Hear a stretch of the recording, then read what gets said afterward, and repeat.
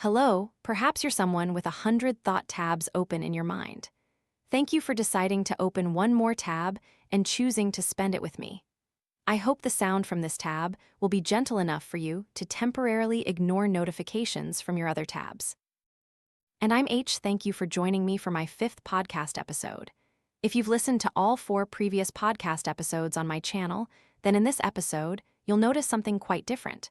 Do you realize what it is? I'll give you 3 seconds to think. It's that from now on, you won't hear the familiar intro music that you usually heard in the previous 4 episodes on my channel. The reason is that the song was copyrighted, everyone. I'm a little sad about it, but it's okay. I've found a new replacement song, so this might become the familiar tune for future podcast episodes. Now, let's sit down and chat about the topic of our 5th podcast episode: social media and the illusions of perfect love among young people. Have you ever been scrolling through TikTok or Instagram and suddenly come across a couple filming a video together, sweetly embracing under a beautiful sunset, and then you feel your heart sink a little? That feeling where you both admire and envy them, wondering, why isn't my love like that? Or, when will I find a perfect love like that? I'm sure most of us, especially young people growing up in the age of social media, have experienced this at least once. The good, or perhaps dangerous, thing about social media is that it offers us a dazzling, grand stage where everyone tries to show off their most beautiful moments. Couples meticulously select their happiest moments, stage them, or edit them to make everything as complete and perfect as possible. Then they post it on their personal pages as if that's their everyday life. And then the algorithms favor beautiful content. The more likes, the more likely it is to be suggested. So, our timelines gradually become filled with images of idealized love. But what's worth noting here? It's that when we're exposed to these images for long enough, our brains start to normalize them as a standard. We mistakenly believe that, oh, so this is what real love should be like. And from that, a kind of illusion forms. Perfect love not only exists but is all around us. It's just that we haven't found it yet. It will come eventually. But what about reality? The truth is, no one lives without arguments, without days of getting tired of each other, or without moments of disappointment. But think about it, how many people would film themselves pouting, crying, or sitting silently refusing to talk to their partner and then post it online, right? Or well, some might, but it's very rare. Those things are hidden away, cut from the film, leaving a curated version of love. And that version becomes the mental sustenance that nourishes our false beliefs. I've observed that Gen Z, born into an era of advanced social media, is more influenced by online life than previous generations. Everything can be found online, from studies and entertainment to personal emotions. I've heard many friends confide that as soon as they see someone post a picture of their boyfriend giving them a lavish gift or taking them on an expensive trip, they immediately feel sad, unlucky, and believe no one is as miserable as them. Even though in reality, they might have a very loving and loyal partner. So, the problem isn't with their own love, right? It's the social media filter that distorts how we perceive love. Sometimes, these illusions are even fueled by love influencers. These people who specialize in couple content build their personal brands around their own love stories. Every day they post clips saying, "I'm so happy," giving surprise gifts for no occasion, even creating 24-hour series with their partners. Now, I'm not denying that these people might genuinely be very happy in their relationships. But as consumers, we need to understand that a significant portion of this content is created as a job, with calculation and scripts. However, viewers, especially those who are single or haven't had a long-term relationship, easily mistakenly believe that, oh, real love must be like that. And when you scroll a lot, see a lot, and the algorithm feeds you more of the same, you naturally start to believe that most people out there are loving just like in the movies. And when you look back at yourself, you'll feel disheartened. Why don't I have that? What's wrong with me? Is there something wrong with my partner? And those very questions gradually shake your faith in your current relationship. Actually, this loop is very easy to recognize, everyone. It goes like this. When you see many images of perfect love online, you'll think that's the standard of love. Then you compare it to yourself, find yourself lacking, and lose faith. Then you continue searching for other perfect images to fill that void. And that loop has no end if you're not careful. I think the most dangerous aspect of these illusions isn't just making us a little sad when watching clips, but that they are subtly reshaping our expectations of love. And you know, the higher and more unrealistic the expectations, the easier it is to be disappointed. Your partner might truly love you, but if you keep thinking, why can't he do what they do on TikTok? Or, why isn't she as romantic as in that video? Sooner or later, you'll become dissatisfied with your partner. And I want to add one more small point, not just about romantic love, but even self-love is affected. When we see others being loved and cherished, we start to doubt our own self-worth. Is it because I'm not good enough that no one treats me that way? While the truth is much simpler. People only post their best moments, while you're comparing them to the entirety of your own real life. Now that I've said this, I'm sure you all have a clearer perspective, right? Social media isn't the direct cause of our heartache and love. Rather, I see it as a distorted lens that makes us perceive things more difficultly, leading to illusions of perfect love. That kind of love without arguments, without boredom, only sweetness and surprises. It's originally just a product of movies, not real life. But because we see it every day, believe in it every day, it transforms into an invisible standard. And those very standards are what hurt us the most. Here's an interesting truth that perhaps both you and I have experienced. I wonder if you've ever noticed. Just a few minutes of scrolling on social media, and have you ever found yourself starting to compare? You see that couple holding hands, traveling to a luxurious resort. Suddenly, you recall the last time you went out with your partner, just a simple street food stall. You see someone showing off a huge bouquet of flowers, and you glance down at the message, "Have you eaten yet?" That your partner just sent.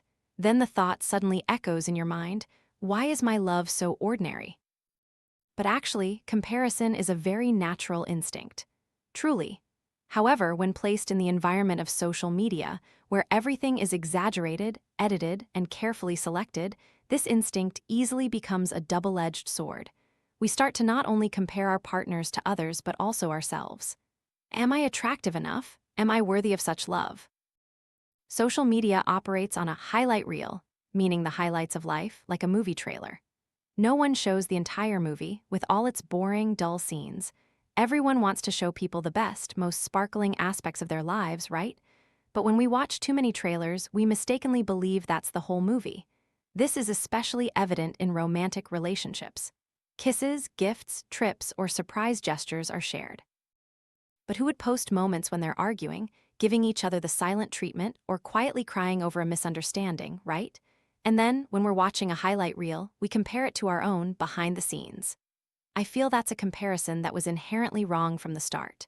But humans, even when they know it's wrong, still tend to rush into it. And the more we compare, the greater the emotional gap becomes. Because what we have can never measure up to what others are showcasing. I find it sad that social media has turned love into a product to be measured. People start calculating affection through likes and comments. When you post a picture with your partner and get a lot of engagement, you feel happy, you feel your relationship is valuable. If there are few likes, you immediately wonder, are we not a beautiful couple? Or, is our love not interesting enough for others to care? This spiral is very dangerous. Because it transforms true happiness, which should originate from internal feelings, into something dependent on the gaze of others. Some people even get used to the feeling of having to publicize their love to prove they have it. For example, if their partner doesn't post a picture of them, they immediately feel insecure. Oh, why aren't they showing me off? Are they embarrassed? Or are they hiding something? But in reality, not posting doesn't mean not loving, right, everyone. But social media makes us believe that public display is the only measure.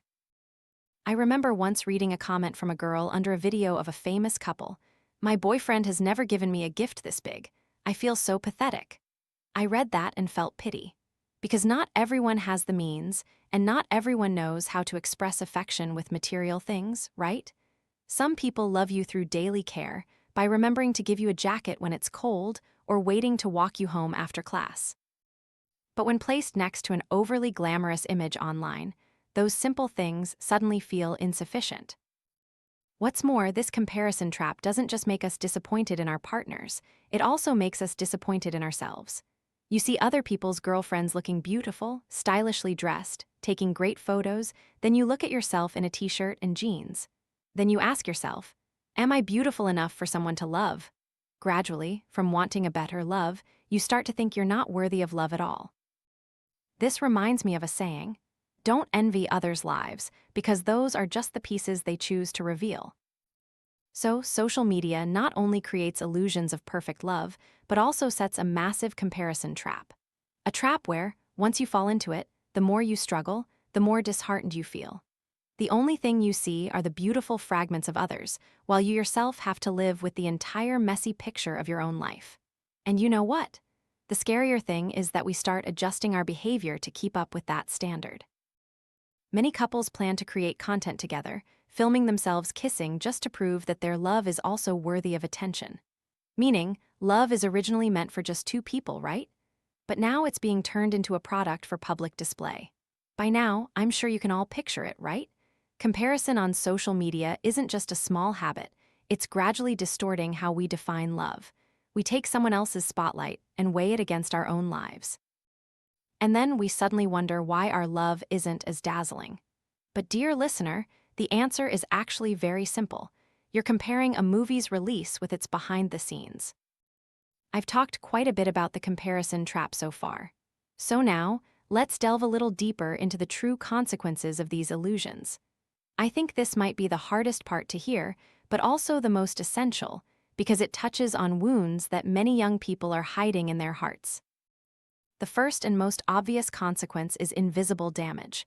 The more you believe in perfect love online, the more problematic you'll find your real-life love to be. And with each disappointment, your faith diminishes, slowly fading away. Some even start doubting their partners, asking, "Do you really love me? If you do, why don't you do things like other people?" But in reality, affection can't be measured by showy gestures, can it? Right. A friend once shared with me that after scrolling social media for a while, she became unreasonably jealous. If her boyfriend went out with friends and didn't post a photo or story, she'd immediately think, "He must be with someone else, he's hiding something from me." This jealousy doesn't come from real events, but from comparing to the social media standard that everyone in love must show it off. And so the relationship becomes heavy, simply because two people are living by unrealistic expectations. So that was the first story. Here's another one. There was a couple who met in college and had been together for over 2 years. He was just a regular office worker with a modest income, but he always tried to give his girlfriend the best he could. Every morning, he'd stop to buy her a hot sticky rice to take to work. On rainy days, he'd travel a long distance just to make sure she got home safely. For her birthday, he didn't have money for extravagant gifts, but every year he'd bake a cake and hand-make a small album documenting their memories together. However, gradually, the girl started to be influenced by couples online. Scrolling TikTok, she saw people being proposed to with hundreds of roses on yachts and luxurious dates in expensive restaurants. Compared to her own relationship, she felt it was too humble. Even though she knew her boyfriend loved her very much, a void grew in her heart. "Why don't I get that kind of love? Why isn't my love as grand as theirs?" But the boyfriend remained oblivious, daily striving to care for her in his own way, worrying about her meals and sleep, willing to sacrifice his personal time to be with her. But the sparkle out there made those simple gestures seem ordinary in the girl's eyes. And then, instead of feeling happy, she started to feel doubtful, wondering if he didn't love her enough, which was why he couldn't give her such a dazzling love. Gradually, the cracks widened. The two broke up. By this point, the relationship was no longer whole, not because he didn't love her, but because she had allowed illusions from the outside to overshadow the true love she had. So, do you realize what the next consequence is? It means many young people make hasty decisions. Just because they see others having dazzling love, they rush to break up with their current partners, feeling that this person isn't good enough. But after breaking up, they realize they've lost someone who truly loved them. Simply because they clung too much to the illusion that someone better, someone more perfect, was out there. I've seen many breakups happen not because love ran out, but because faith ran out, faith that this, not beautiful enough, love was worth keeping.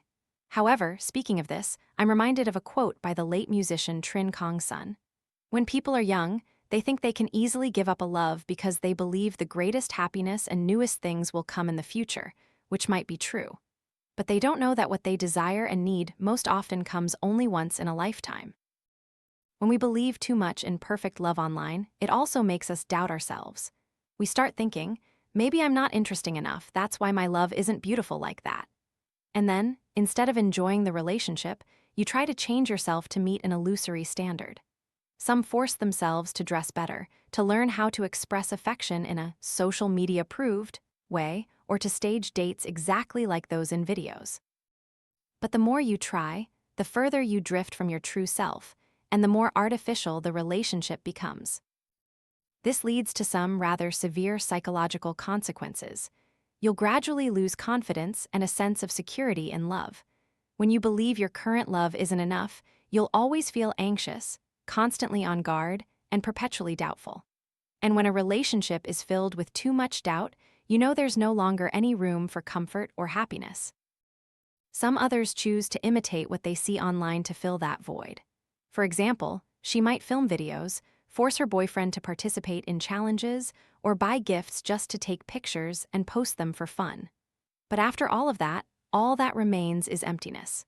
Because that moment didn't originate from a genuine desire, but from the need to prove to the world that I also have beautiful love like others. I know many relationships break up simply because both partners can't stand the pressure of these illusions. One partner gets tired of constantly being compared, while the other feels disheartened for always feeling insufficient. And when they break up, not a few fall into despair, blaming themselves, even losing faith that true love still exists. I once read a comment, "I know love isn't like the movies, but when I see everyone else happy and I'm not, I feel like a failure." After reading that, I realized that social media sometimes makes people forget that happiness is a very personal experience. We get drawn into an invisible race, dreaming of things that aren't real, where whoever's love is more dazzling wins. But love isn't a competition, everyone. And there's no prize for whoever shows off more. One more thing, the illusion of perfect love also makes us miss the true value of simple moments. A casual dinner at a street food stall, a text message saying, "Be careful on your way home. Let me know when you arrive." A hand held while crossing the street, these are inherently precious things. But because we compare them to thousands of roses or romantic dinners high above the city, we sometimes take them for granted. And when we no longer appreciate the small things, I think we lose the ability to feel happiness altogether. So, to summarize, I think the biggest consequence is the invisible crack in the way we love. Instead of looking at our partners with our true eyes, we look at them through the lens of social media.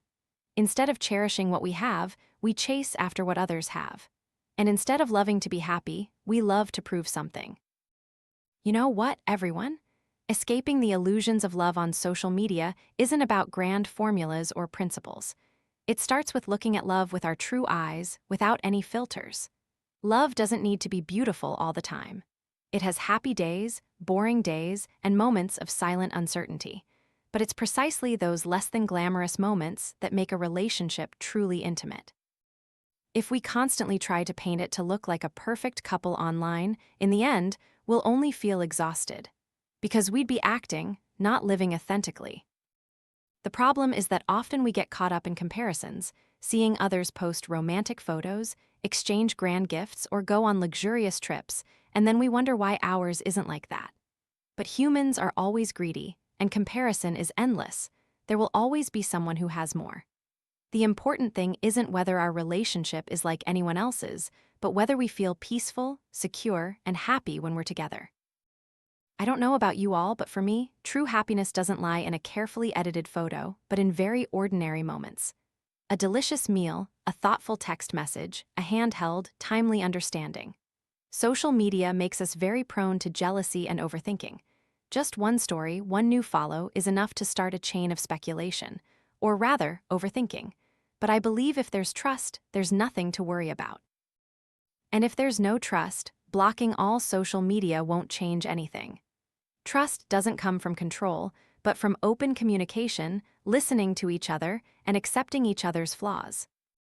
And finally, what keeps love lasting isn't likes or comments, but the genuine presence of both partners. When we look less at screens, less fixated on the online world, we'll see that the most precious things are those very ordinary moments when we sit together. No filters needed, no compliments required, just both feeling comfortable and wanting to be together. It's that simple. When we let go of the virtual world, we realize that it's precisely this ordinariness that is truly worth preserving. And my podcast episode today comes to an end. It's time to close this tab. I hope today's tab has helped you reorganize some thoughts or simply given you a moment to breathe. Now you can return to your other tabs, perhaps with a lighter heart. Goodbye, and see you next time you open a tab.